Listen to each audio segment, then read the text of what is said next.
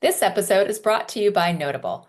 Notable's proven AI platform is revolutionizing healthcare operations by dramatically reducing patient check-in times, eliminating thousands of no-shows, and freeing up valuable staff hours each month. Using AI agents that seamlessly integrate with your existing systems, Notable helps health systems streamline workflows across patient access, revenue cycle, quality and risk, and clinical care without adding IT burden. Its low-code platform enables quick deployment with minimal training required. Discover how Notable's AI platform can help your organization build your workforce of the future at thisweekhealth.com/notable. Today on Newsday. We make every single effort to make testing as easy as possible. Because if you can't test rapidly, that time to value just gets longer and longer. And so the more you can sort of reinforce those expectations and the ease of lowering the bar for testing, that's really what drives the difference.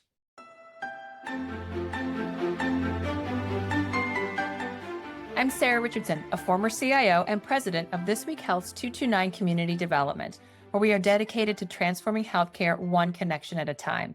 Newsday discusses the breaking news in healthcare with industry experts. Now, let's jump right in. Welcome to Newsday. I'm joined today by Ryan Pfeffer, head of engineering at Notable. Ryan is a highly accomplished technical leader who thrives at the intersection of deep expertise and breakthrough innovation. Known for building A+ teams and A+ products, he's passionate about creating exponential impact where 1 + 1 = 10. At Notable, he's helping transform healthcare delivery through intelligent automation, data-driven engineering, and thoughtful production design. Ryan, welcome to the show. Thanks, Sarah. Appreciate you having me. Absolutely. And we love our partnership with Notable, having spent time over 2 years now at the annual conference and being able to really see your product in action. So we've got some pretty interesting articles to cover right now. And the first one is CIOs navigating AI vendor surge amid a $504 billion healthcare market boom. I'll just say in summary, AI is projected to exceed $500 billion in healthcare market value by 2032. And what healthcare CIOs are facing is an overwhelming influx of AI vendors. And I'll just share it. Our summits, our dinners, any of our events, it's literally the topic of most evenings and days. This article explores how executives are evaluating the practical use cases amidst growing pressure to drive ROI and operational efficiency. Before we jump into some of the meat of the article, I literally want to ask, you are also AI component driven in your org, but what is the differentiator, and how over the last couple of years has it potentially changed some of the conversations y'all are having with clients at Notable? So it's not just AI driven, it's really the engineering that goes behind creating a product that is truly giving physicians time back. Yeah, great question. I think first it starts with sort of what is our aperture in terms of what are the things that we go into. And so Notable really isn't a point solution. We will come in and we'll work across different categories of workflows. So whether that be value-based care or rev cycle or patient access or the contact center, we have something and we have capabilities that allow you to create your own something and use AI along the way to really take things that are sort of rote tasks that we would typically have somebody do and turn them into automation so that those people can do higher value things for the organization. On the tech side, the way that we make that happen is we sort of think about it two ways. First, there is sort of the full agentic world that I think a lot of people talk about, which is sort of, this idea that I'm going to give this agent full reign to do what it wants. And I think that's frankly a lot of scary to a lot of people. And then there's this sort of classical workflow automation, which I think people are familiar with. Workato, some of these other platforms out there do things of that nature. And what's really cool about the new wave of AI is you can sort of sit somewhere in the middle there and have the control throughout the workflow and make that happen. And then also when the time is right, include a little bit of that sort of like human touch or magic through AI. And that's sort of where we sit today at Notable. And there's a level of avoiding AI fatigue and being responsible in innovation. Yes. And it's real. The result of overpromising, under-delivering, IT leaders are implementing strict pilot protocols. For the record, I'm not a fan of pilots, especially free pilots. And there's a sense of proof of concept, which could be akin to the same type of space, but you've got these time-boxed spaces where certain results need to be delivered, the ROI, the components with your CFO, outcomes with the clinicians as an example. How do you help literally use the product to ameliorate fatigue while simultaneously not creating fatigue in just the type of energy it takes to put something like this forward? I think there are a few different things that we end up doing. Some of them are like programmatic in terms of how we engage with our customers, and some of them are actually built right into the product. On the programmatic side, it's really good to know going in, hey, here is the time allotment that I'm going to need to put into making this thing go from first touch on the integration and getting data into the system to actually making it effective so that I can turn it on with real patient and real data and feel confident that it's going to work. And so any vendor that you want to work with, it can sort of show up with that plan on day one and walk you through it with confidence and tell you what your part is through that experience, but also tell you how they're going to show up as well. Within the product itself, it really comes down to understanding that with this automation, it sort of feels like anything is possible. And we live in this interesting world where demos just feel incredibly compelling in that first touch. But at the same time, there's a lot of work to be put in to make them viable at scale. And so the things that where we have put a lot of investment in is a few things. First off, when you run a workflow through Notable, the whole thing is interpretable in that every step of the way you can say, okay, here's what data was going through the system, here is what decision was made, and here's how it continued to flow from there. The second thing is we make every single effort to make testing as easy as possible. Because if you can't test rapidly, that time to value just gets longer and longer. And so for those sorts of things, we think that the more you can sort of reinforce those expectations and the ease of lowering the bar for testing, that's really what drives the difference. What I love about what you just shared, Brian, is literally some of the criteria that get recommended for AI investment decisions this year and even beyond is direct linkage to operational efficiency, low Yep. lift for integration, Yep. transparent, explainable features, and the demonstrated ROI within a, say, 12-month period. I loved when I went to your conference in the fall and spending time with the team and literally using like the Visio type diagrams to map out each of the workflows where that power is in the hands of your clients. When you go into designing with somebody, a new group, and really thinking about how things are working, how often are they able to get better from things they've always done a certain way versus how much learning is shared back to you? Like, where's that balance showing up? I love that you're asking that question. So here in the San Mateo office in California, we flew a customer of ours, a longtime customer of ours from the East Coast, and they've been here. It's their third day with us. And some of their first questions to us as they started working with our product, this is a customer we've been working with a while, but we have got a new group that wants to work on our product, right? And so it's a setting. Some of their first questions are, okay, I've never used an LLM before, right? How do I do that, right? And because it feels advanced and techno, et cetera. But like, the reality is like, do you know English? Great. Do you know any language? Great. Can you type in that language? Okay, then you can do something on our platform. And that just feels incredibly compelling and like eye-opening to people. So what we've noticed is not only do they walk out of our sessions with us with a handful of each of them, right? Each of them has a handful of different use cases that they want to bring back to their leadership to say, hey, I think I can do this. But what's also fun is we have our engineers here too. And so like right before this call, I was on our release notes channel in Slack, and one of our engineers who had been in the office this week was sort of watching them play around with the product and ship 3 new features to sort of like help make that testing experience a little bit easier and help people work through. It's just minor UX things that those really add up and they make the experience and make people want to come back and continue building.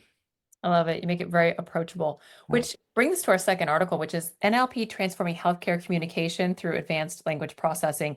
It'd be big words if people weren't comfortable with, to your point, how you described an LLM, but then NLP, enabling more intuitive, efficient communication across healthcare settings, can improve documentation, clinical summaries, data retrieval, etc. It saves time, it improves accuracy, it improves patient experience. When people come to you and they say, okay, tell us how this is playing a role in reducing documentation, burnout, and error rates. What does that conversation look like? At the end of the day, people just want to be working and doing less administrative work and doing more care for the patients, right? And so it usually starts there of why does this take so long? Why is it so hard? And frankly, like the technology is secondary and a conduit there. And so if I start, I've learned a long time ago that if I start with all of these words, NLP and all these different terminologies, right, you sort of lose people, right?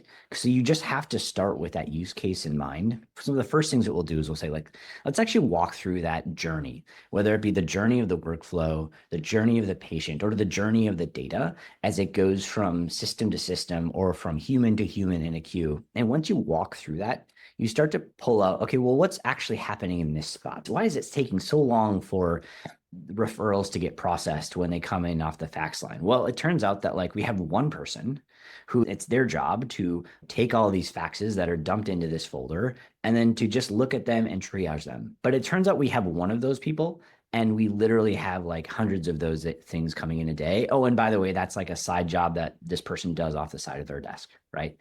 And so then you start having real conversations around, okay, well, really what we're talking about here is like categorizing a fax, right? And triaging that fax and just figuring out like, where does it go? Just a very simple thing. And then it comes down to then, okay, now we start getting into understanding, okay, well, actually there are technologies like NLP that can help with that. How do they work? Well, they look at all the words in order. They sort of form a representation of that using some matrix math. And then using that, you can then start to determine what the intent is behind all of the words in the document. And just empirically, you can then test and prove that with that technology, yes, this is always a referral order versus some other random thing that can happen to come through the fax line. And we see all sorts of crazy things that come through the fax line. And so again, this comes back to that testing thing I mentioned earlier. If you can then take in a bunch of faxes that came in over the last week and prove with a high enough accuracy rate that you can actually do the right thing, the system is able to sort of prove its value. And what I think people often sort of think through is this system needs to work at 100%. Well, was that person who was working the referrals getting to 100% of them every week? No, they weren't, right? So instead of trying to work at 100%, perfection, we really just try to understand what is that human baseline. And if you can beat that, you're genuinely doing good. Of course, we try and get it as high as we can. Just trying to understand what the bar is for value is a really important step. Every time I hear faxes, I realize they're e-fax now, but still every once in a while, and let's be honest, when we have major outages, faxing is still a thing. And I keep waiting for pagers to make a comeback. It's kind of my inside joke with most people. I'm like, they still work, and I think the technology that never dies. What it brings though is a layer of, instead of just predictive or generative AI, it's solving pain points. I mean, you think about the NLP backend, provider burden, documentation accuracy, data abstraction, doesn't overhaul all the workflows. It just streamlines some of these capabilities. What are some of the biggest wins you have seen by, I'm off on the side of my desk trying to manage faxes as an example, and now bringing them in through these processes. What are some of the coolest wins you have seen with clients that didn't know what the art of the possible was with Notable, and now they're like, oh my gosh, I have so much time back to do work that I wanted to be doing? Early on for us, when we were mostly just focused on digital front door, we had all sorts of MA staff coming in, just sort of applauding Notable because their job is to get patients to see the physician. And they had all these steps they had to do within the electronic medical record system to make sure that the insurance was done, to make sure that the copayment was in and that all of the forms were filled out. And then they had to transcribe those forms from the paper into the thing. And so there were people who, like, there were tears rolling down their eyes because they didn't have to do this mundane task anymore and they could just get back to their work. And a lot of what we're doing today has those similar effects, right? So classic, easy one that people like to start with on Notable is like, hey, like, I know I need to reach out to this large patient population about coming in for their regular screening. Can I do that? And of course, the answer is yes. And they're like, okay, well, how many weeks until we can run that? And we're like, tomorrow. And they're like, wait, what? That's incredible. So those are the sorts of things that like are really easy. But then what's great about Notable is once you start going with some of these things, it really, I like to say, like, the future is for the builders, right? Is because the more that people can sort of get their hands on it, the more they realize that there is deeper possibilities here. And so a lot of ones that are coming up for us is just like, 2xing productivity on submission to prior auth for both clinical, sort of the deeply clinical things. We have sort of this hybrid approach where we're doing all the heavy lifting to sort of take in the whole patient chart and then summarizing it and providing that data into a sort of a hybrid suggestive model. So that's a big one for us. Of course, the voice modality is just really compelling as well. So being able to not only text and do web chat, but also do a live voice call on sort of very specific tasks in order to do basic data collection or checking on somebody after a post-op sort of thing. All of these sorts of things tend to come up pretty quickly, and once people start realizing what's possible. Which nobody wants to do all that mundane tasking work. And when you see the art of the possible in it, it is so fantastic when someone realizes, oh my gosh, my day is not spent hunting down all the ways to get a hold of a patient just to get them in for some of their preventative screenings. And I've seen it live action where it's like calling and it's recording the information. A pretty special place to be in for sure, which is why I love the final article that we chose. Shopify CEO, he put out a memo that said, AI integration is essential for workforce survival. So, high level, made headlines for saying that AI will soon become a baseline skill, asserting that employees who ignore it will fall behind. And though written from a commercial tech perspective, the message does have wide implications for healthcare, leadership, and workforce strategy. So, you and I both said, hey, it's not going to replace a bunch of people per se, it's going to make you more efficient. The upskilling, it's not just a future tool, it's present, culturally being ready, strategic alignment. I spoke with a health system this morning who has AI literacy training. They had over 2,500 people voluntarily sign up for AI literacy training because just like cyber, you're using it at home, you're using it at work.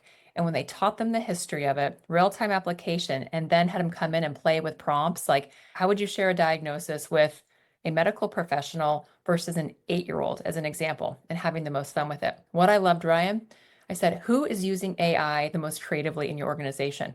The chaplains. I would have thought that they would use Yeah. that to be able to reach anybody on their domain of how, they need to see a patient.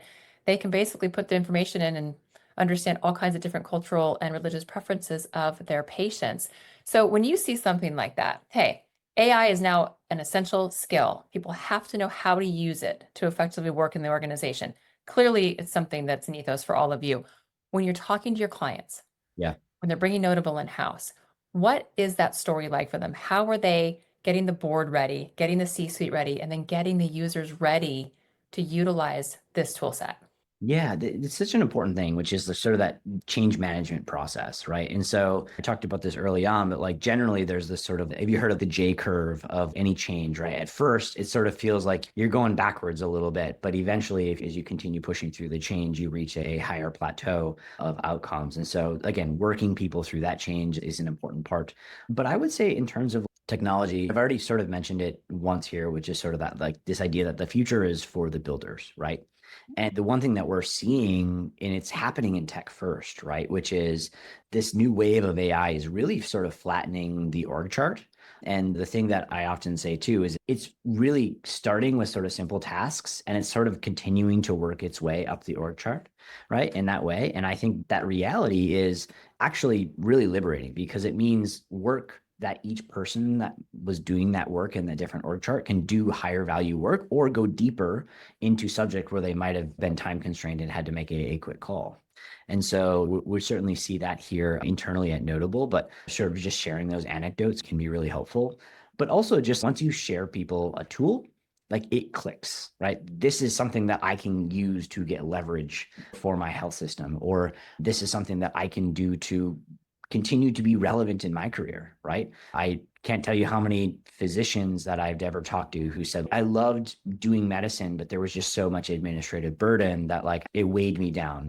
People talk about pajama time and all these things, right? But at the end of the day, what do they want to do is they want to have sort of like higher impact to improve the health of the people that they serve. And sometimes the best way to do that is to actually go fight that sort of bureaucratic burden and try and automate it, right? And so people close to me in my life, right? Like my wife is a physician, so she's doing some of the admin side right now to help with that. And so I've been working with her to sort of help her use AI in her role and help cascade information along to her teams as well. And so it's been really fun to see that transition happen. What is, though, the right balance of automation versus the human interaction piece? Because too often you worry about, okay, AI is going to take over. It's not. There's humans in the loop. And I've long said that the empathy component of the physician taking time with the patient. I go back to COVID when, very beginning, especially when you have patients dying and they just wanted someone to hold their hand. What's the right balance right now of humans versus machine? I mentioned this earlier. That's the reason we start with that whole journey mapping to begin with, is because you don't really, it varies as per part of the journey, right? But it also matters that you are including the humans at the right place and point in time. So for example, when you're able to sort of take some of that administrative burden off of your plate. I'm not taking any notes right now. I'm back to back in meetings all day. But when I'm able to have live transcription going in the background, right, it just reduces that mental burden. I can be fully present in that moment. So like in that way, being able to embrace the technology really enables you to sort of show up better as a human in that way. But also by following through it in terms of that human journey, you can pick and choose where does it make the most sense to optimize for the outcome that you're looking for. What do you keep an eye on between AI, healthcare IT? What do you believe isn't getting enough attention right now that has you most curious? I'm hearing about new cool things that are happening every day. And it's seemingly interesting to see how quickly we've gone from sort of these very primitive use cases to sort of like full blown experiences, right? And so early on, when there was a lot of generative AI on images, it was sort of like, oh yeah, but they cherry picked these images. They're that. And like the running joke was like 10 years from now is like, yeah, that Emmy award winning movie was cherry picked, right? And so that idea that there is a really rapid progression that is going to happen. And so like in some regard, with that rapid progression, if we are not able to get much better at like testing, like you can easily see how that can sort of run away from us, right? Because that tests the ability for us to verify this is doing what we think it will do is what enables us to maintain that confidence that we are in control of what is happening here. And that's why I think any vendor who is worth their salt in this space should be thinking about testing really first and foremost. Often you'll hear people say, well, it has to be X% correct, but humans make mistakes all the time, and we don't necessarily have a way to prove all of that. What's the threshold of accuracy that is accepted right now? Yeah, there is no single percent accurate, right? Like at the end of the day, it really depends on what is the human likely to do. So I'll give you an example. In prior authorizations, if you have two humans submit a prior authorization to a portal, the rate at which those two humans agree is, at least in our sort of like gold standard sort of testing that we've done, is around 70% of the time, right? And so that's just how much ambiguity there is in terms of answering some of these questions. And so in that case, we look at it, hey, we need to at least meet or beat sort of the 70% agreeableness on those things. And so it really comes down to what is the human equivalent in terms of achieving a certain outcome. But obviously, yeah, if you can do things to maximize outcomes and you want to continue to push it further, if the juice is worth the squeeze, as they say, there's no reason to stop. One last question for you. When a CIO, CXO, anybody in the facility, let's say put this hat on, is looking to make a decision about AI investment, how does a leader know what to prioritize? What use cases should be coming forward first so they don't get swept up in the hype?